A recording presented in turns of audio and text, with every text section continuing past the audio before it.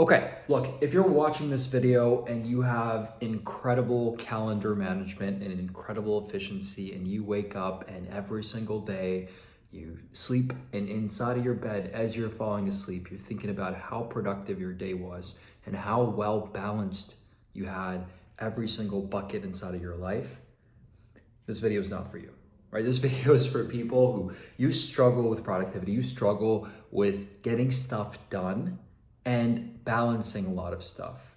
Let me tell you something. In the past, and even to now to an extent, I struggle with balancing a lot of things. I overcommit. I think I could do too much and I do too little, right? I think I could balance 10 different plates. I think I could travel. I think I could build a business. I think I could work for a business. I think I could balance family, friends, dating, relationships, learning, health, fitness, sleep, right? All these different things. There's so many different things that we all have at any given time. So many things trying to take our attention. And some things deserve our attention while other things don't. Like, even right now, you're watching this video, you're on YouTube, this platform, and there's probably like 10 videos to the right of me, and you could click the home button, you could see like 15 other options, or you could get out of YouTube and go on TikTok or go on any of the other websites inside the internet, and there's, literally billions of things that you could be doing right now, but you're here watching this video because you struggle with this issue, and inside of this video, I'm going to explain to you how to fix it based on my experience. I'm not an expert in this situation, but I'm somebody who really struggled with this in the past where I'd overcommit and have terrible balance to now moving into a position where I have more balance. And more importantly, this is something that I'm very focused on and really trying to improve upon inside of my life.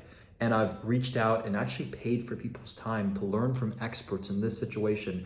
And I'm going to explain to you what I did so far to get better in this, but also what I'm doing right now to get better over the next 5 and 10 years so that I could actually achieve the goals that I have. And in real time, explain to you how I'm fixing this thing inside of my life so that you could get value from this. Now, first thing we'll touch on is why even improve this? And I'm not going to spend too much time on this subject because you're watching this video. Clearly, you're already interested. But just to really lay it out, I think the main reason that you need to focus and really get as effective as possible is because one, time is very limited. I think it's really the only luxury we have.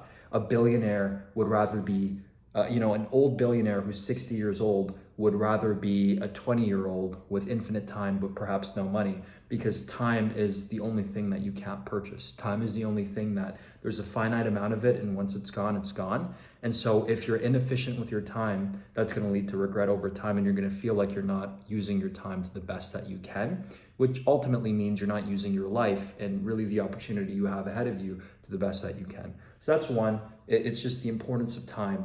But two, inside of business and inside of really any competition or any endeavor where there's a winner and a loser, right? It's competitive. The person that's going to win is the person that's the most focused and the person that is producing the greatest degree of output, which is generally the person who's the most effective with their time and the most focused with their time, right? If you're an entrepreneur and you're competing with somebody who is really only focused on one thing, right? They're focused on that one competitor business of yours, and they're spending 10 hours a day, every single day with maximum efficiency on that one business. They're gonna beat your business out because your business is maybe given 2 hours of time throughout the day while the rest of your time is focused on maybe another business or maybe friends and family and relationships and sleep and health and travel and really just enjoying life and all these other things, right? Like, just think of it. You can't beat somebody who's only focused on one thing and going all in that one thing compared to another person who has segmented focus and has focus all over the place, right? So one, time is very important. And so the better you can balance and be effective with your time, the more happy and fulfilled you'll feel. But also two, to really win in any competitive endeavor, you need to be as effective with your time as possible, because if you're not, the person that is will beat you. So for those reasons, and I'm sure there's others, I think that it's important for you to be effective with your time. Now, first thing, right? I struggled in the past with overcommitting. I would commit to 5, 10 different things all at the same time when I really should have only been committing to 1 or 2, or maybe 3 if I'm really stretching it, right? And this might be you too, right? The people that tend to struggle with balance, the people that tend to have terrible effectiveness inside of their life tend to be doing too many things all at the same time. And so the first thing that you need to do is figure out what your priorities are. Because once you figure out your priorities, then you could set goals around your priorities. And then you could really figure out what to focus on and cut out all the stuff that doesn't matter.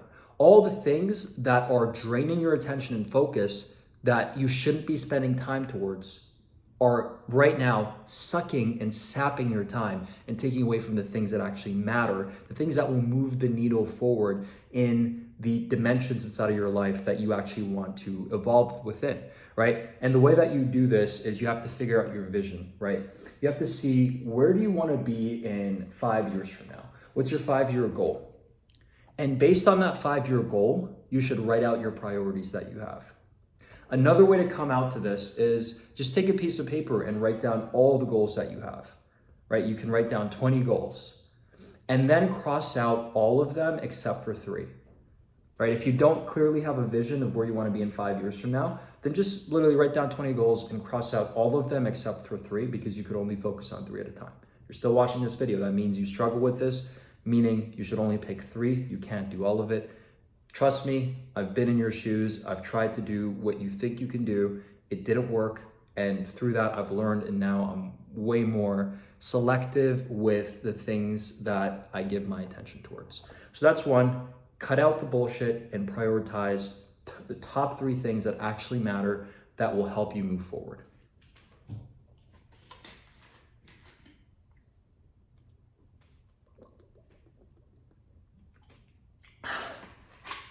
Okay, I needed some water. I hope that didn't fuck up my retention. But 2, you need to learn to balance your stress better. This is very important. The first thing that people think of when they think of balance is time management. And I think that is useful. And I think those tactics are good.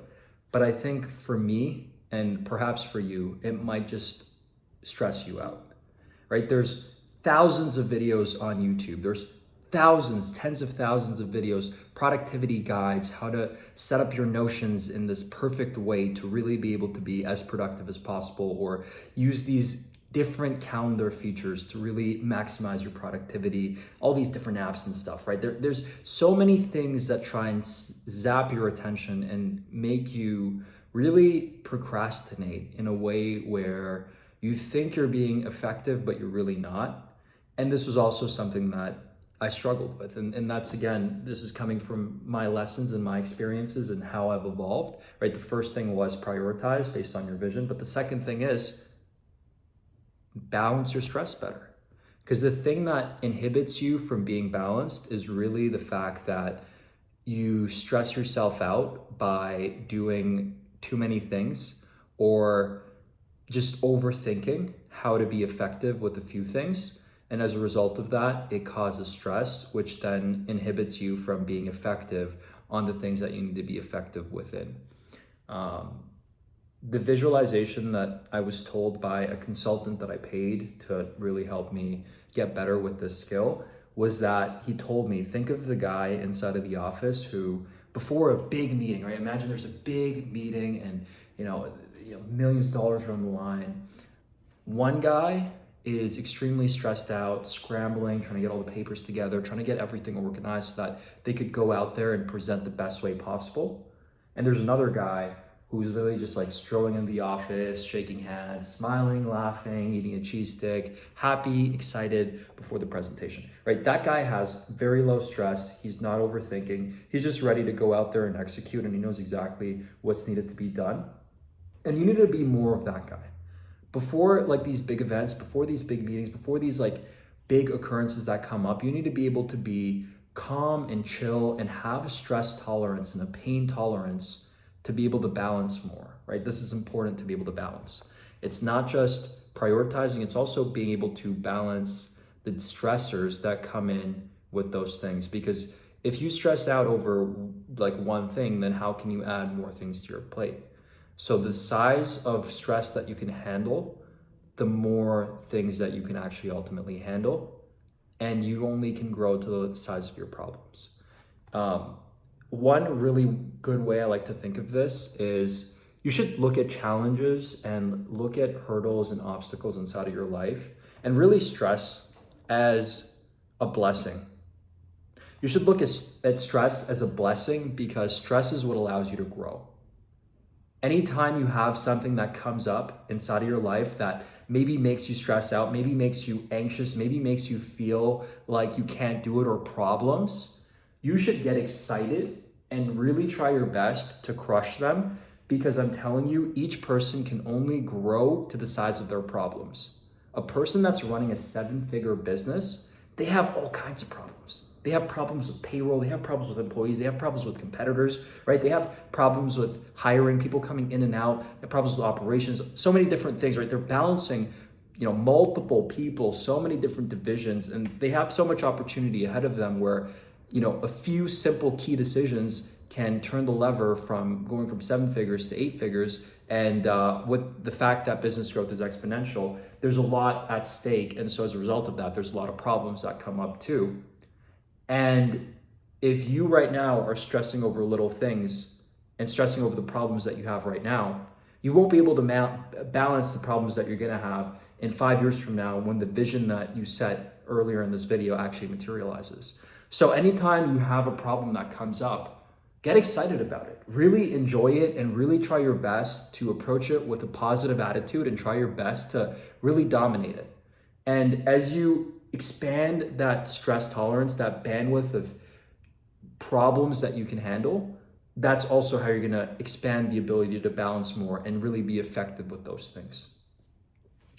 The last thing I'll touch on, and I'll spend a short period of time on this because again, this is something that didn't really move the needle for me, but there are some things that actually help. And I think regarding actually calendars and time management, the biggest things that help for me is really just literally using a calendar and trying to break it down in half-an-hour blocks. So every single day, try and list the key things that you need to do in half-an-hour segments. So you might want to wake up at 8 a.m. So have a specific thing you're doing between 8 to 8:30, 8:30 to 9, 9 to 9:30, and so on. And if you can map out your entire day that way, based on the priorities that you have, and you actually stick to that schedule consistently day in and day out, you're gonna be way closer to hitting your goals than somebody that doesn't have a calendar, who has multiple different things that grasp their attention, and as a result of that, they're not able to spend the amount of input into getting the output that they're looking for. So yeah, use a calendar, break it down into 30-minute segments, and try your best to really stick with it. And it's something that it takes a while to get used to. It's something that it's not gonna happen immediately. And even for myself, even now, I struggle with, using a calendar, right? There's days where I have 10 different things mapped out and I maybe do 3 of them, right? And I still struggle with it, but I think you need to keep the mindset of growth over time. If you can get 1% better at sticking to a calendar every single day and you just stick with it and really try and hold yourself accountable to it, then eventually with time, you're gonna get it. Another thing that just came to mind, I was gonna wrap this video up, but another thing that just came to mind is also your surroundings, right? Whoever you surround yourself with is super important too, because if you're surrounded with winners and if you're surrounded with the type of people that can actually go out there and be effective with their time, then the reference group that you have is influencing you to have higher standards.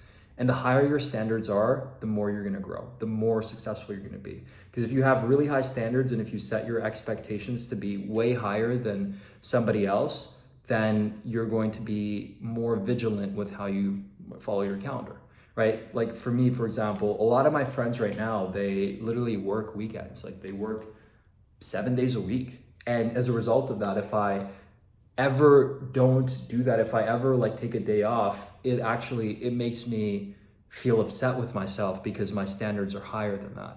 And if I didn't have this friend group, if I was around other people, that perhaps I would just set the intention of only working 5 days a week like most people. So again, the people that you're around matter a lot too, but nonetheless, I'm gonna end this video. I've been talking